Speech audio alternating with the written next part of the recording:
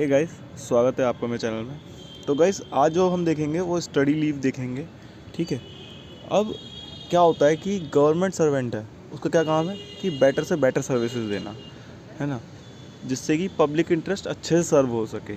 अब उसके लिए समय समय पे सरकार भी ट्रेनिंग कराती रहती है, स्टडी टूर कराती रहती है। जैसे आप देखते होंगे असिस्टेंट सेक्शन ऑफिसर्स हैं या फिर दूसरे जो ऑफिसर्स जब रिक्रूट होते हैं तो उन्हें ट्रेनिंग के लिए भेजा जाता है। तो ऐसे केस में क्या है कि समय समय पर सरकार कराती है। अब किसी गवर्नमेंट सर्वेंट को खुद स्टडी करनी है जो उसके स्फेयर से कनेक्टेड हो, डायरेक्टली और क्लोज कनेक्शन रखती हो, जिससे वो सर्विसेज को बेटर कर सके। तो उसके लिए अब उसे स्टडी की ज़रूरत पड़ेगी, स्टडी के लिए लीव की ज़रूरत पड़ेगी। तो इसी तरह की चीज़ों को कंपनसेट करने के लिए सरकार ने स्टडी लीव का कॉन्सेप्ट लाई है। ठीक है, जिसके लिए वो special course of higher study कर सकता है ना, ट्रेनिंग कर सकता है, या ट्रेनिंग और स्टडी टूर पे भी भेजा जा सकता है पब्लिक एडमिनिस्ट्रेशन संभालने के लिए या फिर उसको अच्छे से सर्विसेज को देने के लिए।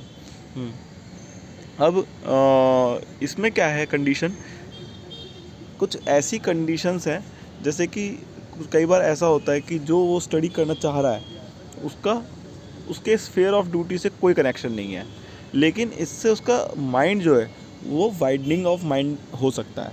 तो ऐसी कंडीशन में क्या है कि बाकी जो ये कंडीशंस जितनी आपने देखी कि special course of higher degree है या कहीं स्पेशलाइज ट्रेनिंग में जाना चाह रहा है या ट्रेनिंग या स्टडी टूर करना चाह रहा है या पब्लिक एडमिनिस्ट्रेशन का कोई कोर्स वगैरह है तो वो करना चाह रहा है, तो ऐसे में उसे मिनिस्ट्री डिपार्टमेंट से अपने मिनिस्ट्री या डिपार्टमेंट से परमिशन लेनी पड़ेगी। बट ऐसा कोई इस कोर्स है जो कि उसकी स्टडी से, जो कि उसकी सर्विसेज से डायरेक्टली कनेक्टेड नहीं है, तो ऐसी कंडीशन में उसको अपनी मिनिस्ट्री डिपार्टमेंट से परमिशन लेने के साथ साथ उसकी जो परमिशन है वो मिनिस्ट्री ऑफ फाइनेंस से भी लेनी पड़ेगी, क्योंकि नहीं तो इस क्लॉज का बहुत मिसयूज़ हो सकता है कि इसके स्फेयर से कनेक्टेड नहीं है और वो कोर्स करना चाह रहा है। ठीक है गाइस, तो अगला जो है वो देखते हैं हम इसी में स्टडी लीव में।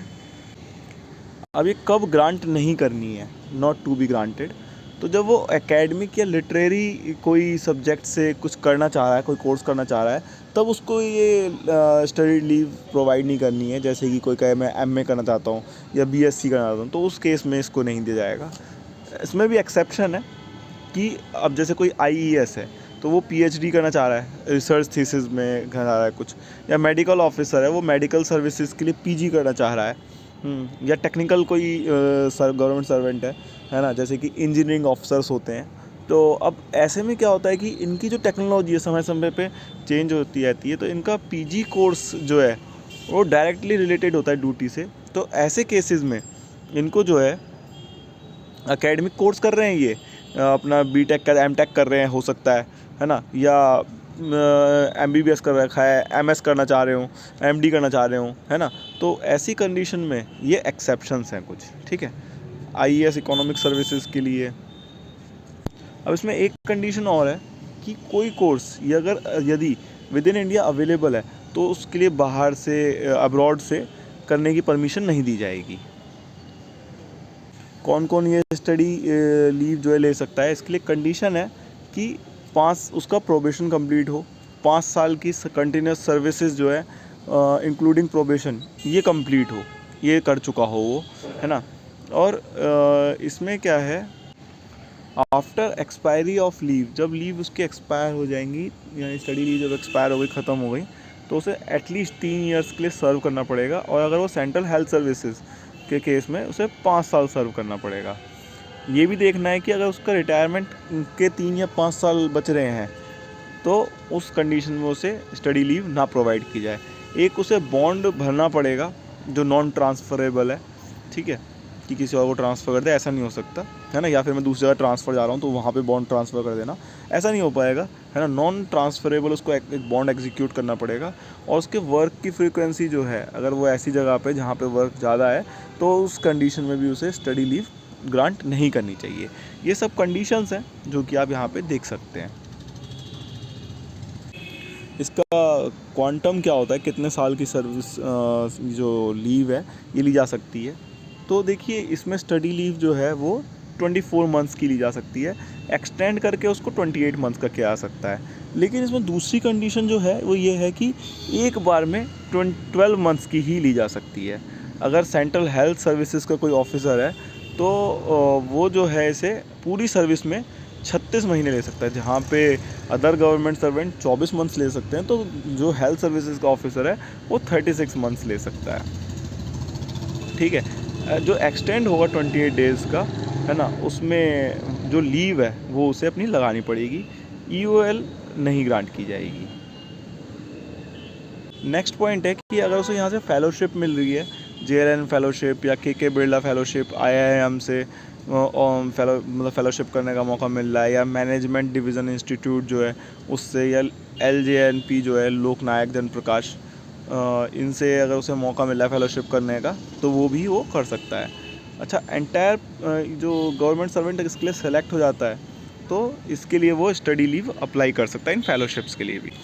ये जो पूरा पीरियड रहेगा इस कोर्स स्टडी लीव के दौरान उसे लीव सैलरी मिलेगी, फेलोशिप अमाउंट जो है वो मिलेगा। अगर उसे रेजिडेंशियल टेलीफोन मिलता है तो अवेल कर सकता है, लेकिन बिल उसे खुद देना पड़ेगा। अब आगे देखेंगे कि इस कंडीशन में उसे ये सैंक्शन कौन करेगा। अगर वो मिनिस्ट्री डिपार्टमेंट में तो मिनिस्ट्री डिपार्टमेंट करेगा, अगर यूनियन टेरिटरी में तो एडमिनिस्ट्रेटर उसको ये स्टडी लीव सैंक्शन करेगा, अगर वो डेपुटेशन पे है तो उसको डेपुटेशन पे बोरोइंग अथॉरिटी जो है वो दे सकती है, but with the concurrence of parent cadre. ठीक है, अब क्या होता है कि अगर ऐसी कोई स्टडी लीव ली गई है जो अब्रॉड में पढ़ाई करने के लिए ली जा रही है तो उस केस में स्टडी लीव सैंक्शन कौन करेगा। स्टडी लीव सैंक्शन अगर करी गई है तो उसमें हेड ऑफ मिशन जो है उनको इन्फॉर्म करना पड़ेगा, और जो भी वो स्टडी कर रहे हैं टाइम पे उसको रिपोर्ट करना पड़ेगा हेड ऑफ मिशन को। ठीक है, यहाँ पे हेड ऑफ मिशन को इसलिए पिक्चर में लाया गया है कि वो पढ़ाई कर रहे हैं, क्या वो स्टडी कर रहे हैं, तो उसके लिए यहाँ पे हेड ऑफ मिशन को लाया गया है, फॉरेन में जो हेड ऑफ मिशन होते हैं। अब नेक्स्ट देखेंगे कि लीव सैलरी क्या मिलेगी स्टडी लीव के दौरान। तो स्टडी लीव के दौरान जो सैलरी मिलेगी वो बेसिक पे मिलेगा, DA मिलेगा, HRA मिलेगा, है ना, और ये वही सब मिलेगा जो स्टडी लीव पे जाने से पहले ड्रॉ कर रहा था। ठीक है, अब HRA के लिए क्या है कंडीशन है कि 180 दिन तक तो HRA मिलेगा, उसके बाद उन्हें दिखाना पड़ेगा कि वो रेंट वगैरह पे रह रहे हैं या क्या उसमें किया गया है HRA वगैरह के लिए, तो उस कंडीशन में HRA 180 डेज़ के बाद फिर दोबारा मिलेगा। अच्छा, इसमें कोई अगर रिवीजन होता है पे में, कोई इंक्रीमेंट वगैरह लगा तो क्या उसमें होगा, तो वो जो है वो सब का बेनिफिट इस लीव सैलरी में उसको दिया जाएगा। और साथ में वो अगर स्कॉलरशिप, स्टाइपेंड या रिन्यूमरेशन वहाँ से ले रहे हैं जहाँ से वो पढ़ाई कर रहे हैं, तो ऐसी कंडीशन में क्या है कि वो एडजस्ट कर दिया जाएगा। जो भी ये स्कॉलरशिप, स्टाइपेंड या रिन्यूमरेशन मिल रहा है इसको माइनस कर दिया जाएगा, है ना, जो भी वो लीव सैलरी ड्रॉ कर रहे हैं उसमें से। लेकिन कहाँ तक, बस अप टू हाफ सैलरी, जितनी वो हाफ सैलरी तक बनती है वहाँ तक रिड्यूस किया जा सकता है, उसके नीचे रिड्यूस नहीं किया जा सकता। अब नेक्स्ट पॉइंट देखते हैं इसी में।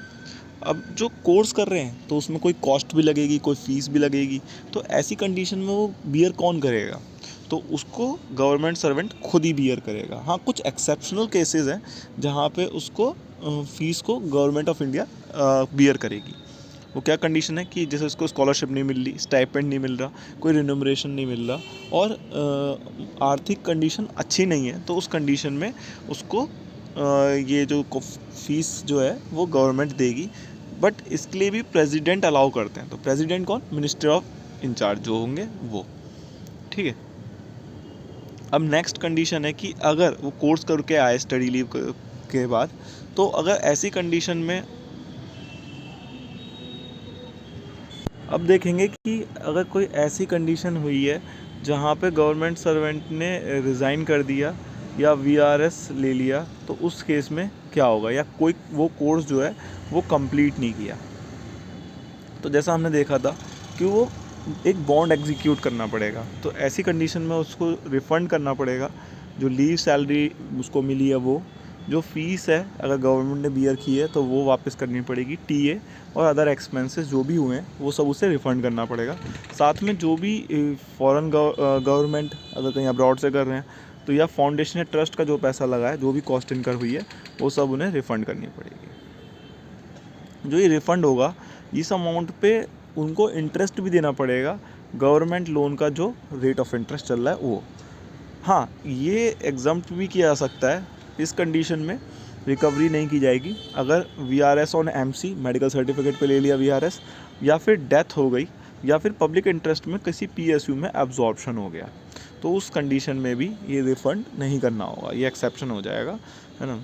हाँ, अगर प्रेसिडेंट चाहें तो ये वेव या रिड्यूस कर सकते हैं। President means minister of incharge. और साथ में जो स्टडी लीव है उसको कन्वर्ट कर दिया जाएगा लीव एट क्रेडिट, जो भी लीव है, अगर कोई लीव नहीं है तो EOL में कन्वर्ट कर दिया जाएगा, और EOL की कंडीशन में सारी लीव सैलरी जो है वो वापस करनी पड़ेगी। तो आई होप आपको स्टडी लीव का टॉपिक समझ में आया होगा। अगर आपको फिर भी कोई डाउट है तो नीचे कमेंट सेक्शन में टाइप करना, and I will definitely give you a reply. Thank you guys for watching this video.